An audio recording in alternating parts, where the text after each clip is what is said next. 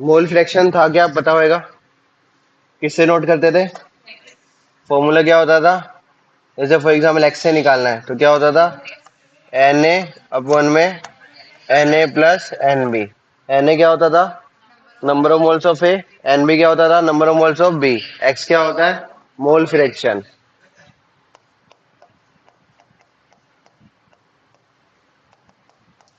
Net सम क्या रहता है? वन के इक्वल होता है मोल फ्रैक्शन। एक्स ए प्लस एक्स बी किसके इक्वल होएगा? वन के।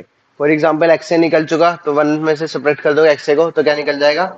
एक्स बी निकल जाएगा। क्या निकल जाएगा? एक्स बी निकल जाएगा। अब क्वेश्चन देखो, calculate the mole fraction of ethylene glycol. Ethylene glycol का जो फॉर्मूला होता है वो क्या होता है? C2H6O2। क्या होता है? C2H6O2 in a solution containing 20% of C2H6O2 by mass। अब ये क्या लिखा हुआ है? 20%। कितना परसेंट? 20%। मतलब कि 20 ग्राम क्या है हमारे पास? C2H6O2 है। बाकी क्या बचा? 80 ग्राम हमारे पास क्या है? पानी है। क्या है? वाटर है। वाटर का मोलिकुलर फॉर्मूला क्या होता है? H2O। वाटर का मोलिकुलर फॉर्मूला क्या होता है? H2O। क्या लिखा हुआ है क्वेश्चन के अंदर? Calculate the mole fraction of ethylene glycol in a solution containing 20% of C2H6O2 by mass. तो 20 बाय मास कल कराया था, मास परसेंटेज वेट परसेंटेज। तो क्या है? टोटल कितने ग्राम में होता है? अगर मेंशन नहीं है तो 100 ग्राम में। तो C2H6O2 कितना दे रखा है? 20 ग्राम। तो बाकी का कितना बचा? 80 ग्राम। कितना बचा? 80 ग्राम। अब निकालना क्या है हमें? Mole fraction. मोल फ्रैक्शन के लिए सबसे पहले क्या चाहिए? Number of moles. Number of moles का फॉर्मूला क्या होता है? Number of moles equal to क्या होता है? गिवन मास अपॉन में मोलिकुलर मास। ठीक है। नंबर ऑफ मोल्स का फॉर्मूला क्या होता है? गिवन मास अपॉन में मोलिकुलर मास। तो किस किस का मोलिकुलर मास चाहिए? एक तो चाहिए C2H6O2 का, और एक किसका चाहिए?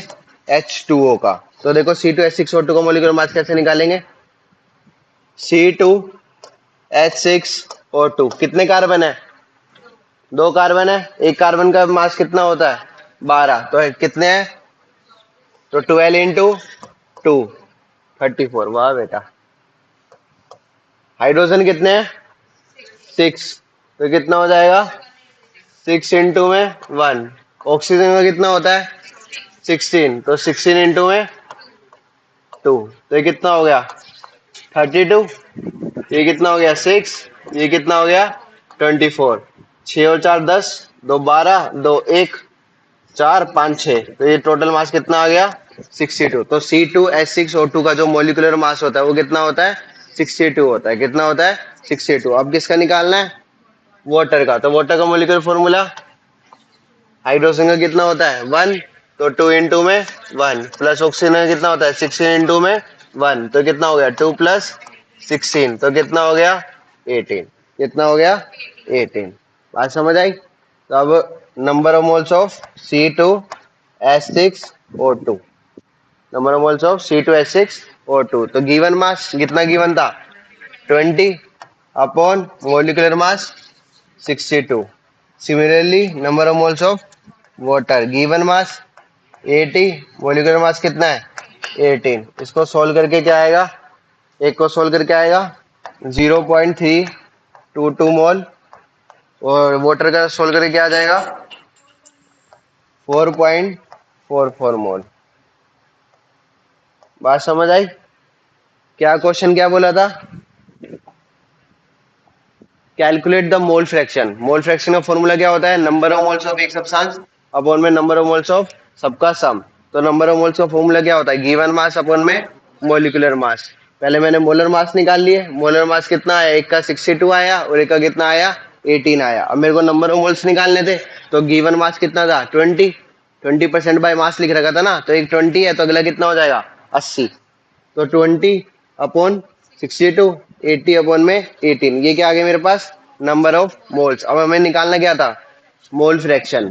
तो मोल फ्रैक्शन ऑफ C2H6O2।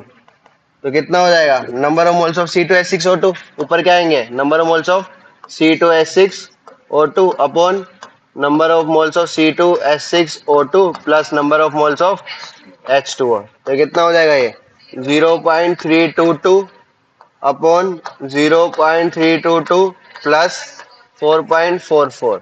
ये आपका सोल्व करके कितना आ जाएगा 0.067। कितना आ गया 0.067। ये क्या आ गया मोल फ्रैक्शन ऑफ C2H6O2। किसका आ गया मोल फ्रैक्शन ऑफ C2H6O2। अब किसका निकालना है मोल फ्रैक्शन ऑफ वाटर। अब सोल्व करने की जरूरत नहीं है, आपको पता है नेट सम कितना रहता है 1 रहता है, तो 1 में से क्या कर देंगे सब्ट्रैक्ट। तो मोल फ्रैक्शन ऑफ वाटर किसके इक्वल हो जाएगा 1 minus mole fraction of C2H6O2। Paper में सब कुछ लिखना है जब भी नंबर मिलेंगे। तो 1 माइनस 0.067, तो कितना आ गया ये 0.93। ठीक है, नंबर ऑफ मोल्स निकालोगे फॉर्मूला क्या होता है गिवन मास अपॉन में मोलिकुलर मास। ध्यान रखना बीच में प्लस का साइन आता है। किसका साइन आता है प्लस का। जितने भी है और बाकी क्या कर दोगे मल्टीप्लाई। जैसे यहाँ पे कार्बन कितने थे 2 थे, तो 12 इंटू में 2। हाइड्रोजन कितने थे 6 थे, तो 6 इंटू में 1। ऐसी ऑक्सीजन कितने थे 2 थे, तो कितना हो गया 16 इंटू में 2। नेक्स्ट सम कितना आ गया 62 आ गया। ऐसे क्या निकाल लिया हमने मोल फ्रैक्शन निकाल लिया। अब जो नेक्स्ट टॉपिक है वो है मोलैरिटी। क्या है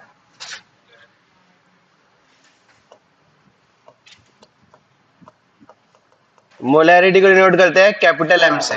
किससे नोट करते हैं कैपिटल एम से। मोलैरिटी किससे नोट करते हैं कैपिटल एम से। फॉर्मूला क्या होता है number of moles of solute upon में volume of solution. Volume of solution in litre. किसमें होनी चाहिए लीटर में। ये किसका फॉर्मूला होएगा मोलैरिटी का। किसका फॉर्मूला होएगा मोलैरिटी का फॉर्मूला क्या होता है number of moles of solute upon में volume of solution in litre.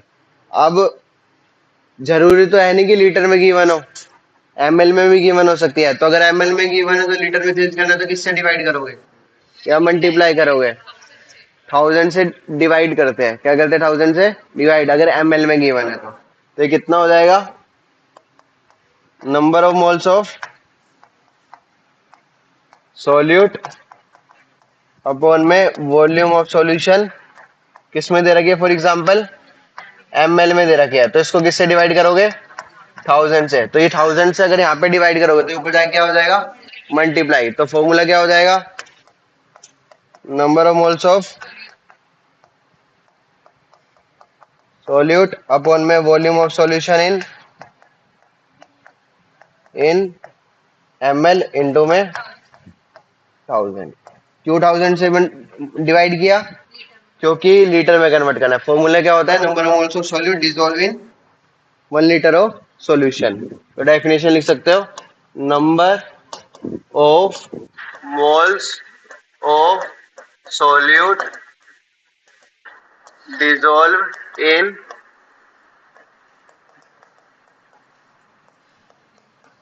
1 liter of solution. Number of moles of solute dissolved in 1 liter of solution is known as molarity. Molarity को denote किससे करते हैं capital M से। बात समझ आ गया। Number of moles पता ही है कैसे निकलेंगे given mass upon molecular mass. बात समझ आई। अब सुनो ऊपर तो नंबर ऑफ मोल्स है नीचे क्या है वॉल्यूम है। मैंने टेम्परेचर को इंक्रीज किया तो वॉल्यूम क्या होगी इंक्रीज हो जाएगी, और टेम्परेचर को डिक्रीज किया तो वॉल्यूम क्या हो जाएगी डिक्रीज हो जाएगी। खुद समझो ना किसी चीज को मैं गर्म करता हूँ तो वो क्या होता है एक्सपेंड होता है, तो वॉल्यूम क्या होगी इंक्रीज होगी। तो मोलैरिटी इक्वल टू में समथिंग अपॉन में क्या है वॉल्यूम है। तो ये क्या हो गया इनवर्सली प्रोपोर्शनल हो गया। अगर मोलैरिटी बढ़ती है तो सॉरी वॉल्यूम बढ़ती है तो मोलैरिटी क्या होगी घटेगी। अगर मोलैरिटी घटती है तो मोलैरिटी क्या होगी बढ़ेगी।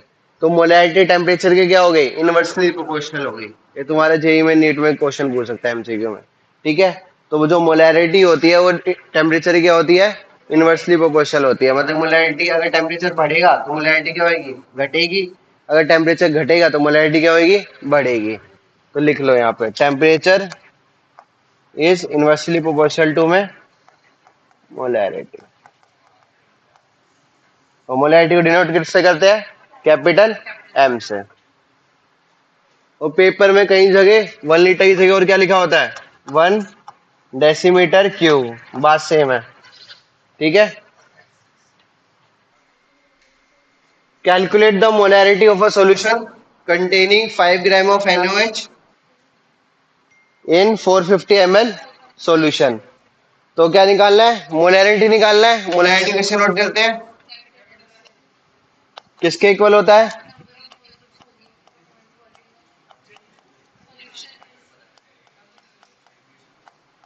अब देखो वॉल्यूम सॉल्यूशन अभी किसमें गिवन है, मेरे को किसमें गिवन है,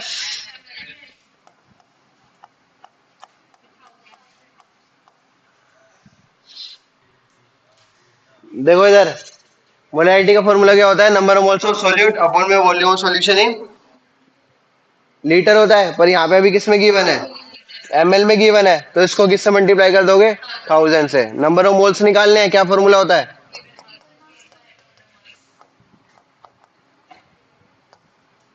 गिवन मास कितना है 5, मोलर मास NaOH कितना होता है, NaOH। सोडियम का कितना होता है, ऑक्सीजन का कितना होता है, हाइड्रोजन का कितना होता है 1। तो टोटल कितना हो गया 40। तो 5 अपॉन में कितना हो जाएगा 40। ये कितना आ जाएगा 1/8 आ गया।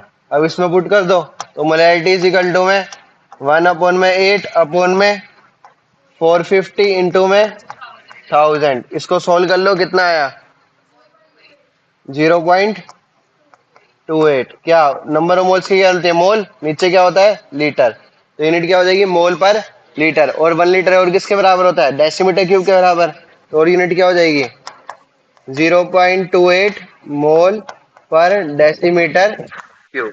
बात समझ आ गई, क्या फाइंड आउट करना था, मोलैरिटी। तो उसके लिए आपने पहले क्या निकाले, number of moles given mass upon molecular. Given कितना था 5 ग्राम, NaOH का मोलिकुलर मास निकाल लिया, कितना आ गया 40। तो 5/40 कितना हो गया 1/8। फिर मोलैरिटी के किसमें पुट कर दिया, फॉर्मूला पुट कर दिया।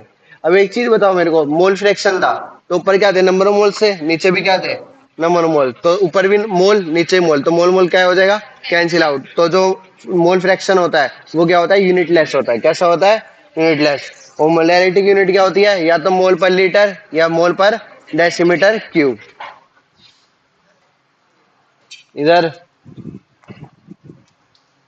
अभी क्या पढ़ा था, molarity. Next is molality. Molality को डिनोट करते हैं स्मॉल m से।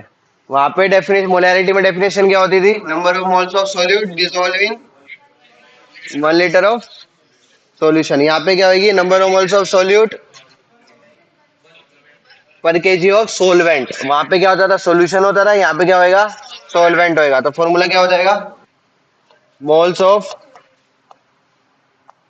सोल्यूट अपॉन में mass of solvent. But condition होती है किसमें, केजी में होना चाहिए। किससे नोट करेंगे, स्मॉल m से। किससे नोट करेंगे, स्मॉल m से। तो अगर ये ग्राम में गिवन है तो क्या हो जाएगा, मोल्स ऑफ सोल्यूट अपॉन में मास ऑफ सोलवेंट। किसमें गिवन है, ग्राम में। तो किससे मल्टीप्लाई कर दोगे 1000। यहाँ पे डिवाइड करोगे ना तो पता है क्या हो जाएगा मल्टीप्लाई। इसे हम क्या बोलते हैं मोलैलिटी। क्या बोलते हैं मोलैलिटी। क्या definition, number of moles of solute in per KG of solvent. और डिनोट किससे करते हैं, स्मॉल m से नोट करते हैं। किससे नोट करते हैं, स्मॉल m से। यूनिट क्या हो जाएगी मोल पर केजी। अब देखो ऊपर भी क्या है मास है, ओ मोल से नीचे क्या है मास है। मोल्स और मास टेम्परेचर पे डिपेंड नहीं करते, मोल्स और मास टेम्परेचर पे डिपेंड नहीं करते। तो जो मोलैरिटी होती है वो टेम्परेचर पे डिपेंड नहीं करती, कितनी बढ़ा दो कितनी घटा दो मोलैरिटी क्या रहेगी सेम। बट मोलैरिटी क्या थी इनवर्सली, क्योंकि वहां पे क्या आ रहा था वॉल्यूम। वॉल्यूम अगर टेम्परेचर बढ़ेगा तो वॉल्यूम बढ़ेगी, तो इनवर्सली प्रोपोर्शनल है। तो मोलैरिटी क्या हो जाएगी घट जाएगी। क्या हो जाएगी घट जाएगी। समझ आ गया। मोलैरिटी क्या होती है, number of moles of solute upon volume of solution in litre. और यूनिट क्या होती है मोल्स पर लीटर या मोल पर डेसीमीटर क्यूब। बात समझ आई। और टेम्परेचर क्या होती है इनवर्सली प्रोपोर्शनल होती है। और मोलैलिटी क्या होता है, स्मॉल एम से नोट करते हैं, मोलैलिटी किससे नोट करते हैं, कैपिटल एम से। ऊपर का सेम है, number of moles of solute, बस यहाँ पे नीचे क्या आएगा, मास ऑफ सोलवेंट। वहां पे क्या होता है, वॉल्यूम ऑफ सॉल्यूशन, यहाँ पे क्या होता है, मास ऑफ सोलवेंट। होती किस में है, केजी में। किस में होती है, केजी में। ये लिख सकते हो यहाँ पे, does not depend on temperature, temperature पे डिपेंड नहीं करती है, does not depend upon temperature. और number of moles of solute in per kg solvent. ये क्या हो जाएगी, डेफिनेशन हो जाएगी। देखो क्वेश्चन क्या है, calculate molality of 2.5 gram ethanoic acid in 75 gram of benzene. क्या बोला है, इथेनोइक एसिड। इथेनोइक एसिड का फॉर्मूला क्या होता है, CH3COOH। तो C कितना हो गए, दो, हाइड्रोजन कितने हो गए, चार, ऑक्सीजन कितना हो गए, दो। तो फॉर्मूला क्या हो गया, C2H4O2। तो इसका पहले क्या निकाल लेते हैं, मोलिकुलर मास। तो कितना हो जाएगा,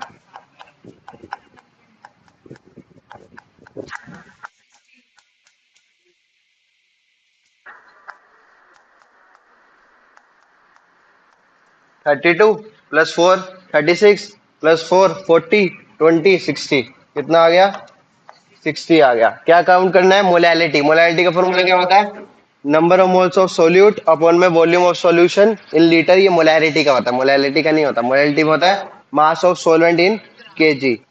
किसमें होता है, केजी में। अब देखिए किसमें रखा है, यहाँ पे ग्राम में दे रखा है। किसमें दे रखा है, ग्राम में। ग्राम में दे रखा है तो किससे डिवाइड कर दोगे, 1000 से। कितना दे रखा है, 75 ग्राम। कितना दे रखा है, 75 ग्राम। पहले तो फॉर्मूला क्या हो जाएगा, मोलैलिटी इज इक्वल टू में नंबर ऑफ मोल्स होता है। नंबर ऑफ मोल्स का फॉर्मूला क्या होता है, given mass upon molecular mass. Given कितना है 2.5, मोलिकुलर कितना है 60, डिवाइडेड में mass of solvent in KG कितना है 75 ग्राम है। तो केजी में कन्वर्ट करना तो किससे मल्टीप्लाई कर दोगे, 1000 से मल्टीप्लाई कर दोगे।